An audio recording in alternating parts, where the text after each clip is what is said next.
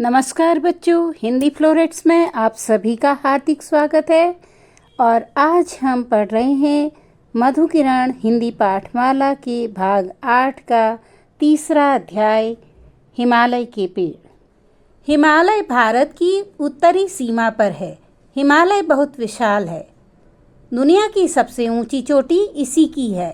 यह हमेशा बर्फ से ढकी रहती है, इसलिए यहाँ कोई पेड़ पौधा नहीं उगता। लेकिन हिमालय से लगे छोटे बड़े पहाड़ हैं, ये भी हिमालय के ही भाग हैं। कुछ तो बहुत नाटे हैं, 2000 फुट से कम ऊंचे। इनको हिमालय की पहाड़ियाँ कहते हैं। कुछ पहाड़ ऊंचे भी हैं। इनकी ऊंचाई 13-14 हजार फुट तक है। इनमें तरह तरह के पेड़ पौधे हैं। कम ऊंची पहाड़ियों पर बर्फ नहीं जमती। 2 पहाड़ों के बीच घाटी होती है। घाटी में बर्फ नहीं गिरती। इनमें गर्म जलवायु का असर रहता है, इसलिए यहाँ भी मैदानी जलवायु के पेड़ मिलते हैं, जैसे आम, सेमल, वट, पीपल आदि। ऊंचे पहाड़ों पर जाड़ों में बर्फ गिरती है। यहाँ जलवायु बदल जाती है। मैदानी पेड़ वहाँ नहीं मिलते। वहाँ चीड़, देवदार, बांज, बरूस आदि पेड़ होते हैं। आइए उनके बारे में भी बात करें। चीड़ बौने पहाड़ों पर होता है। यह बहुत सुंदर होता है। यह 6000 फुट से ऊपर नहीं पनपता। इसकी पत्तियाँ बारीक तार जैसी लगभग 1 फुट लंबी होती हैं और समूह में घनी होती हैं। जब यह पत्तियां हवा में हिलती हैं तो उस समय मधुर संगीत सा छिड़ता है। चीड़ का पेड़ सीधा और सपाट होता है। इसकी इमारती लकड़ी भी बनती है। दरवाजे, चौखट, शैतीर आदि सभी कुछ इसी की लकड़ी से बनते हैं। यह उतनी मजबूत नहीं होती जितनी कि शाल और शीशम की लकड़ी। यह तेल के लिए मशहूर है। इससे गाढ़ा तेल निकलता है। इस तेल को लीसा कहते हैं। लीसे से तारपीन का तेल बनता है। चीड़ का बीज खाया जाता है। इसे चिलगोजा कहते हैं। देवदार को कभी देवदारू कहते थे, अर्थात देवताओं का पेड़। इसकी शाखाएं चारों ओर से सीधी तनी होती हैं। ये शाखाएं पत्तियों से भरी होती हैं। बीज तने से चोटी की ओर फैलती जाती हैं।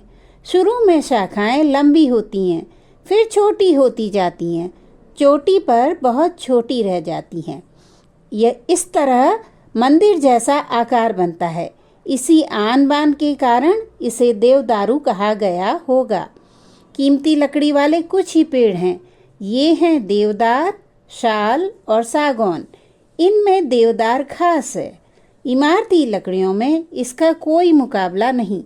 मजबूती में भी इसका जवाब नहीं। रेल की पटरी के नीचे यही लगता है। इन ऊंचे पेड़ों की कतार मनमोहती है। ये वन सचमुच देववन लगते हैं। बांज, यह सदाबहार पेड़ है। यह 30 मीटर तक ऊंचा होता है। इसमें गर्मियों में छोटे छोटे फूल आते हैं। यह जाड़ों में फलता है। यह तने से टेढ़ा मेढ़ा होता है तथा इसकी शाखाएं भी टेढ़ी मेढ़ी होती हैं। लेकिन इस पेड़ की अपनी खूबी है। इसकी पत्तियां चारे के काम आती हैं। इसकी लकड़ियां जलने पर धुआं कम देती हैं, जिससे इसका प्रयोग ईंधन के रूप में किया जाता है। पहाड़ों में इसका कोयला तैयार होता है। यह कोयला भी ईंधन के काम आता है। कोयले को सिगड़ी में जलाते हैं और आग सेकते भी हैं। इसकी आंच देर तक रहती है। बांज की लकड़ी के मजबूत होने के कारण इसका प्रयोग खेती के औजारों के रूप में भी किया जाता है। बरूस के पेड़ की अपनी शोभा है। यह अपने फूलों के लिए मशहूर है। इसके फूल पर कई लोकगीत हैं। वसंत में इस पर लाल लाल फूल आते हैं।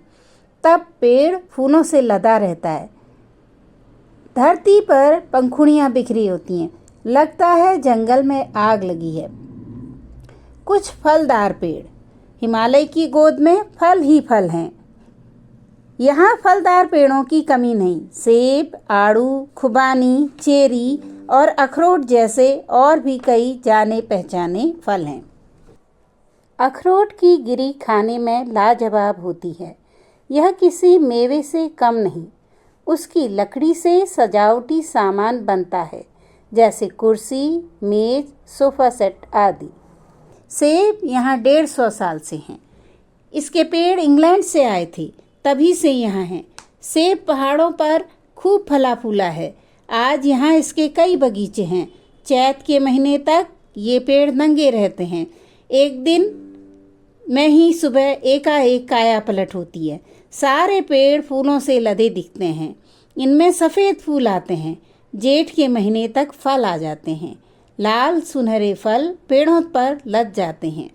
पहाड़ों पर खुबानी के भी बाग हैं। आड़ू और चेरी के बगीचे भी होते हैं।